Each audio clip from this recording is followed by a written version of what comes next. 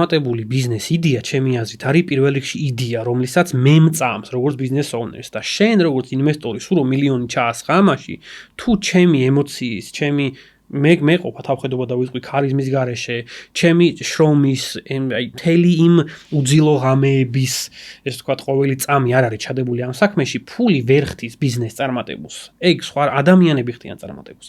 შესაბამისად, ეგ პრობლემა ალბათ მანამდე იარსებებს საქართველოში ინვესტიციების კონტექსტში, სანამ თვითონ ინვესტორები არ იტყვიან, რომ ნახევარი კომპანია მომეცი.